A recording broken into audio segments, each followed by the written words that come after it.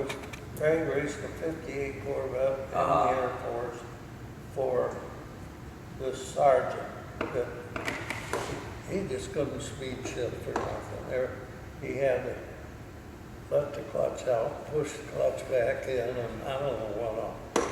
Anyways, he just wasn't a drag racer.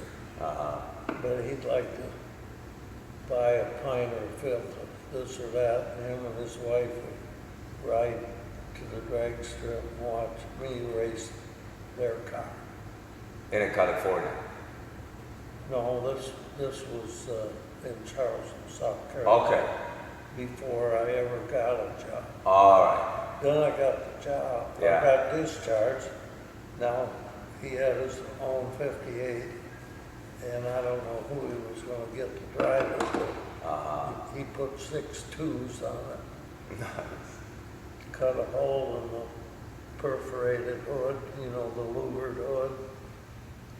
That was not nice. But he went up those carburetors and make the car go away a lot faster. Then he found out it didn't.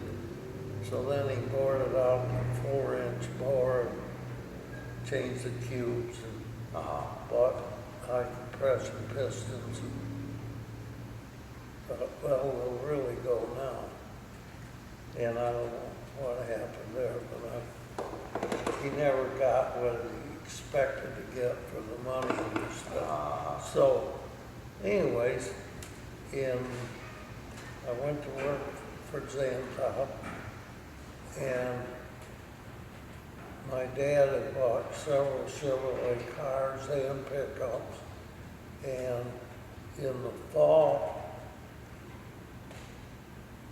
of '61, they came out with a brochure for the '62 Corvette. And I marked it up, everything I wanted. I mailed it to my dad. My dad took it down to the Chevy dealer, and he ordered it. And they said, oh, it ought to come in 6 weeks or something like that. So I come home, and I had a '59 Bonneville that I bought at a Pontiac dealer and traded in my '49 Buick. I took this Pontiac out there, a white convertible, red interior, and I put it in the paper, and man, it sold like hotcakes. The Bonneville, Pontiac Bonneville. And during the time when you were waiting for your Corvette. Yeah. So I hitchhiked to work, mostly getting rides from the guys I worked with for almost 3 months. Instead of getting the car in September, 1st October, I didn't get it till kind of late December. Okay. And they claimed they were waiting on the Pirelli tires. So I had my dad tell the dealer, I don't need any Pirellis. I'm not, just put whatever tires you got on it and ship it. So they did that. Anyways, I drove that car. I flew back home at Christmas dinner a day or so early, and my folks had Christmas dinner for my sister and I, and them and another couple. And right after Christmas dinner, but I didn't have Christmas dinner on the 25th. I had it on like Sunday the 23rd or something. Okay. I jumped in that car. I drove 47 hours. And then I was in San Bernardino. Whoa. And whenever I got tired, I'd find a farm field off of Route 66 that you had to drive up an incline to get to the field. And I'd drive up the incline, put the car in reverse, you know, and lean back in the seat. The front end was high, and I'd sleep. And whenever I woke up, I'd get driving again until I got there. What a story. Yeah, and I did that probably 10 or 15 times in 62, and also in 62, this acquaintance friend of mine that owned a chassis dyno, and he had it set up in a separate building as on the parking lot of the Chevy garage in Fontana, which is right next door. And I moved out of the motel in San Bernardino and moved into an apartment right across a side street from the Chevy dealer. And I got all my parts. That was convenient for you there. Yeah, and anyways, he had the chassis dyno. My car went on that several times for lots of reasons that I can't remember now. And then, when I got close to the U.S. Nationals in the fall at Indy, there was 3 of us, or maybe 4 of us, and I borrowed a new set of heads from a guy that was going to build an engine. And I borrowed them just to go to the U.S. Nationals with. Oh, okay. You could take a hand tool that had a cutter on it, and you could take some bluing and drop the valve in, let the bluing make the mark, and then you could open up that part, open that port out to right where the blue was. In other words, you're enlarging the center. And then I had a Hurst shifter I put on it. Oh, the front end, the cross members held on with like 8 bolts on that, 8 bolts on this side. You unbolt it, you go to the hardware, and you get some real long bolts, same diameter. And then this cabinet shop had this real hard wood. And I had him, there was a funny shaped shim in there. And I gave them a shim, and they drew it out. And they made me these wooden blocks about that high. And so I put them in the front end, that raised that up.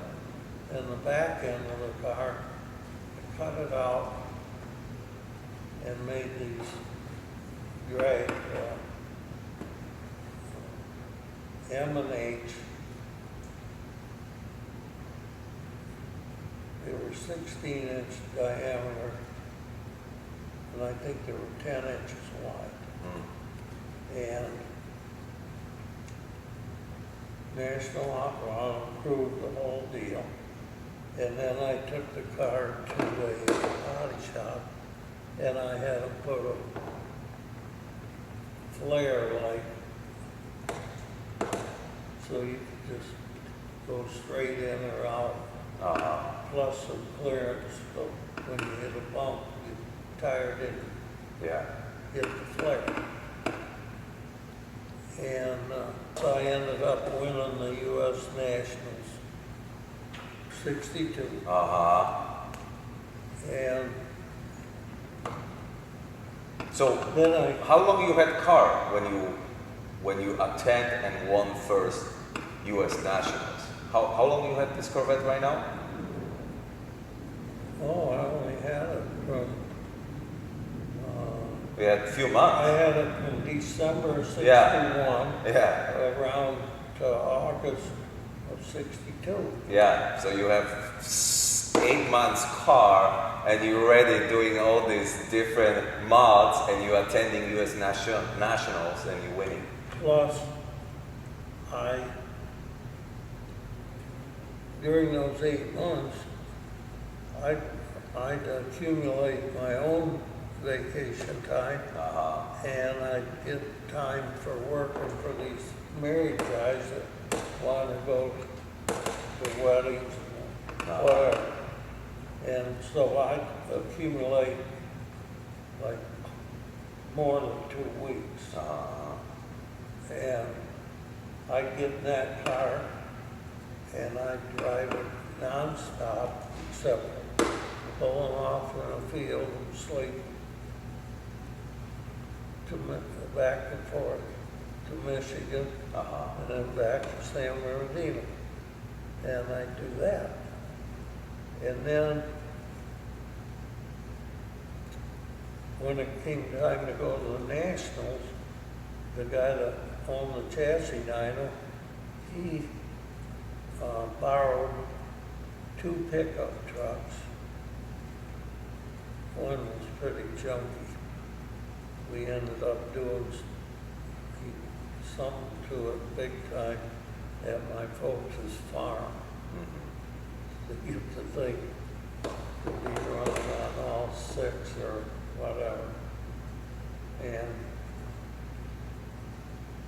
anyways, Detroit Dragway invited all of us that were going to the U.S. National to come there and have a special drag race. Okay. So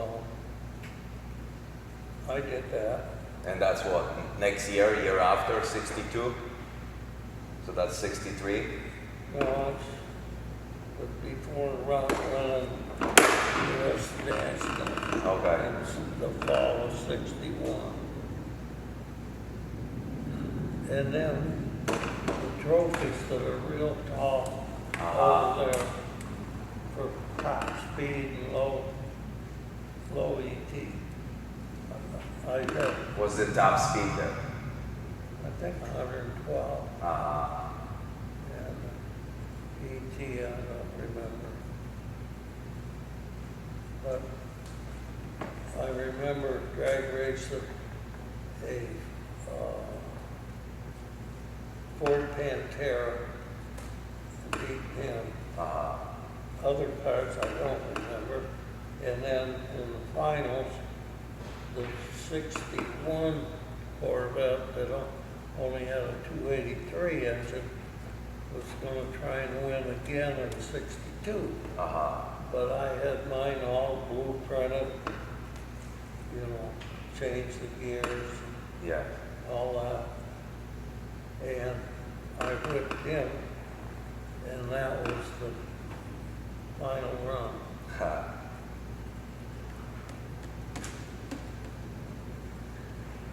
So then, after that, Ford got a hold of me and wanted to know if I'd be interested in a Ford Thunderbolt. You know what they are? No. Oh, you have to look on the wall. Okay. It's a white. Oh, I see this one. All right. So I got that pig, and I.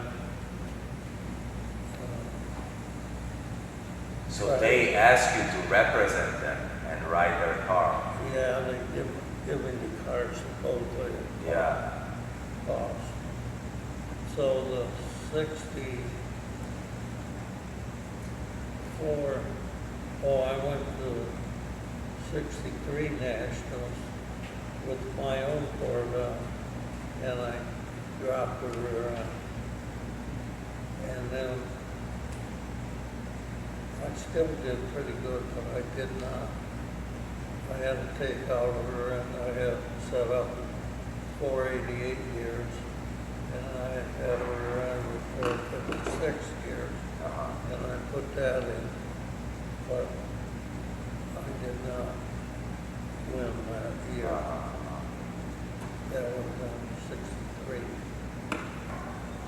anyways, after knocking my head out, going, we towed that car all the way out to Pomona for the Winter National Yes. of '64, and then we towed all the way back, and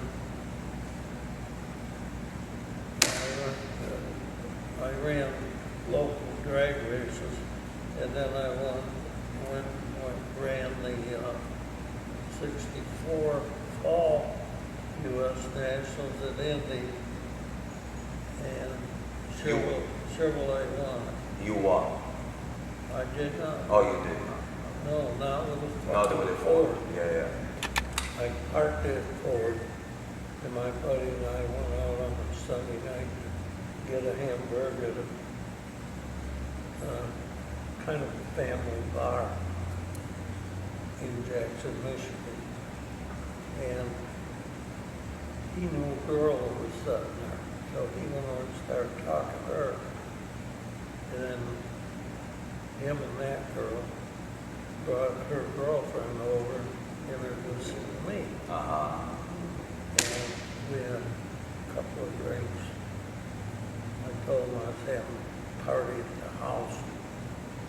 Would she like to come with me? She said, yeah. Oh, school teacher. Okay. So, her and I dated for a year or something. And they got married in August. And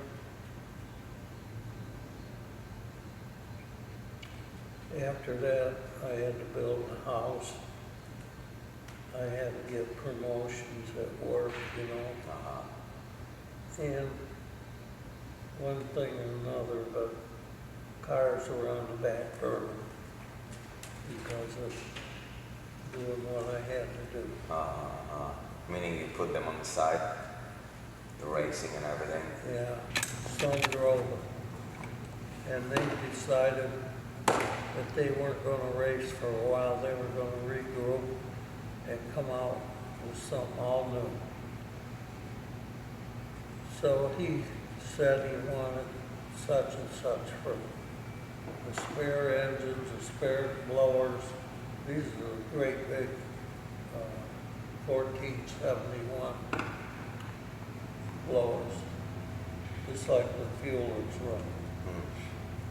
The old man says, who else wants to buy this rig? Nobody. Bob will buy it, but he'll only pay such and such. We're gonna sell it for that.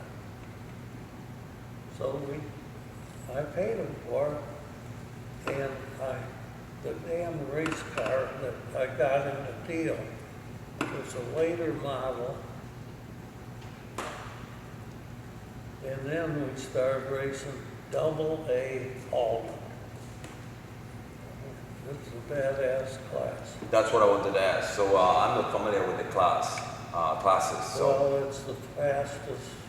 the fastest, the top Yeah. class. Yeah. And we first started racing. We were breaking connecting rods, hurting engines, and that was bad. Then I bumped it into this guy that had an engine shop down by St. Louis. So, and he came over one night, and we had, I forgot what the hell we were doing, but we had the front of the engine tore down. We were burning the midnight oil to get the thing ready for eliminations the next day. He come over, kind of pushed us aside politely.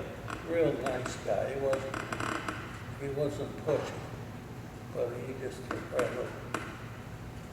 And he looked at the rods. He said, "Those are too damn strong. They're too heavy. You shouldn't have them in there." So I gave him a broke engine, and he rebuilt it,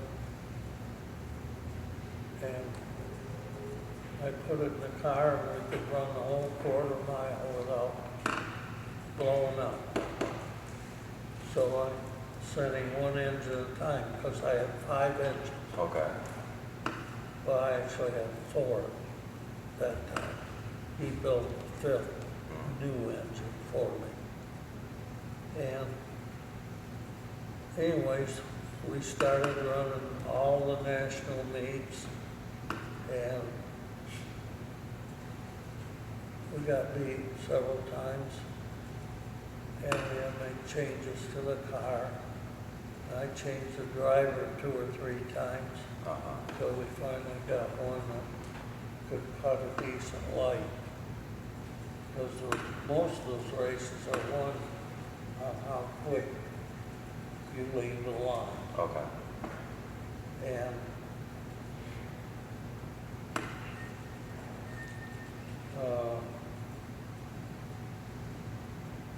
I came around to the U.S. Nationals in around 2000. You can look at dyno running over there. We go down that aisleway and I'll show you the sheet. Okay. It's real big. And we got the U.S. Nationals. We had put a fresh engine in a car on Monday or Tuesday, and then we checked in down there on about Tuesday or Wednesday, and you see the sheet. It's like 8 days, and one day you didn't run. So there'll be no writing for that one day. And then it picked up again. And by then, I had my 5th engine. The engine guy brought it with him from home. And he had a real fast A dragster. Did a lot of winning with it. So he really knew how to build these Chevy big blocks. And we ran, and we won the U.S. Nationals a second time. The second time I had a driver, the first time I won. 2001? Around that. Yeah. We can double check that. Yeah. Every day is a vertical line, and you see one day that's blank. We did not drive. We did not race in my class. And that was in, which year was that? Well, it's on, look at that check stub. Okay. Should be around 2001. 2001, yeah. U.S. Nationals. Yeah. This car, what's the story behind the race car? The dragster? Well, that bottom red, the car red, Yeah. okay, that's the 4th one I had built. I started out here with a 62, Okay. and then you go all the way down.